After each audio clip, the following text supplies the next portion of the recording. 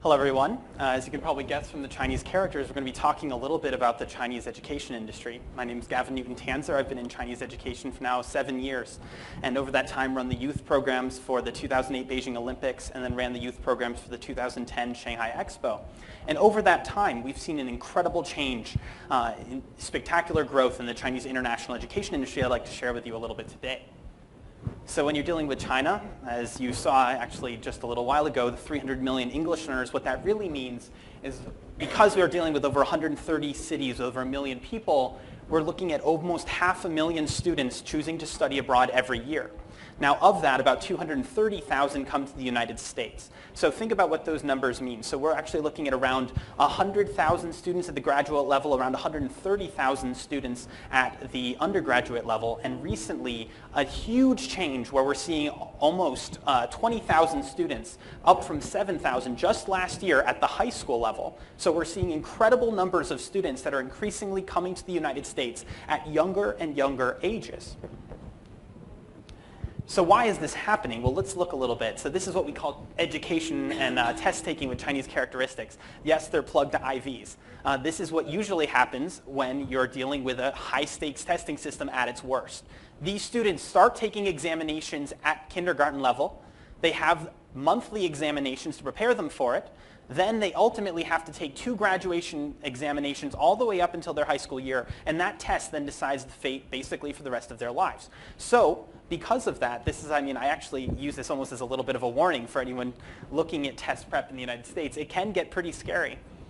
So because of the lack of alternatives previously and because of lack of information, this is all what they basically had to deal with for the past few decades, but there are some serious changes. So relaxation of the one-child policy, better visa restrictions, a much stronger middle class. We're looking upwards, some people say around 300 million people in the middle class, larger than the population in the United States.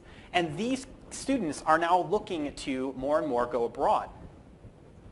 So what we do is there's been a massive retaliation against a lot of the test taking, specifically for those students that are actually looking to study abroad. Instead, they're not looking for test prep, they're looking for extracurricular programs. This has led to an incredible subsidy by the Chinese government.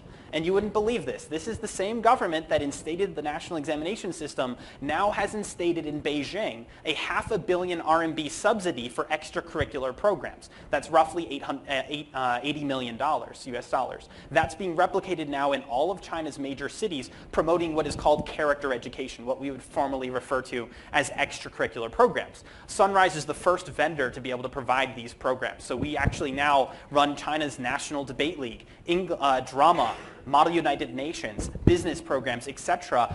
during the school day from 3:30 to 5 o'clock. So basically, in Chinese government fashion, they said, thou must have extracurricular programs, and then immediately all the schools were left floundering, and our job is to make sure that the students get the best opportunity possible to help them develop these clubs and activities.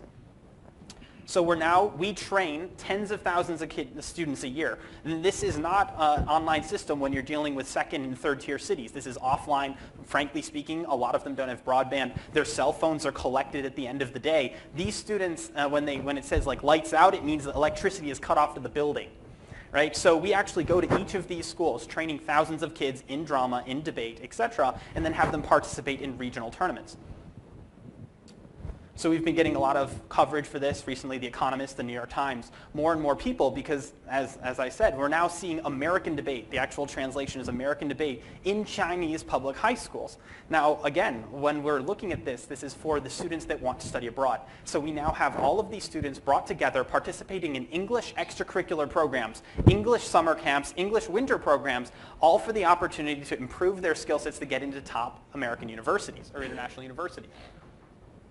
Our academic team comes from the debate teams, the drama teams at Harvard, Stanford, and Yale. A lot of these students that really enjoy the opportunity to come over and work with our Chinese students.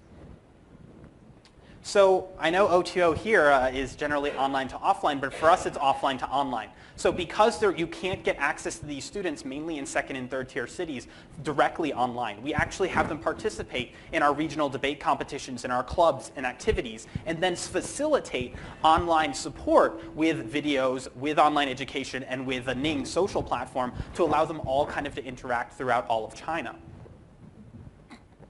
So some really incredible success stories. At top is one of my favorite. That's Wen Bing Gao. Both of his family members were manual laborers. After winning the Qingdao, which is a coastal city regional tournament, made it all the way to the championship tournament in Beijing, and in front of him made it to the final round where he was looking at the debate coaches from Harvard, Yale, Stanford, and Columbia. After winning, he actually became a finalist, did not win that round, but the Yale coach liked him so much that this year he got a full scholarship. This is a student that not only is a first year in college, but never ever had the opportunity to participate in any international program before this.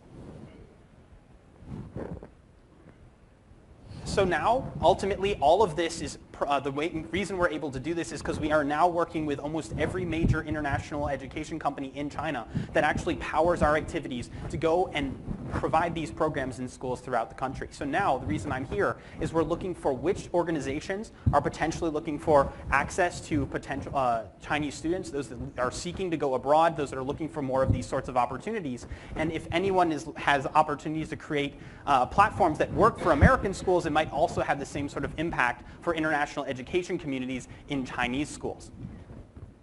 So today we have a very short amount of time, but I'd like to thank you all for listening. If anyone has any interest in the Chinese education industry or sees any potential synergies with the work we're doing, either with the Chinese education partners or within the high schools themselves, would love to speak with you. Thank you very much.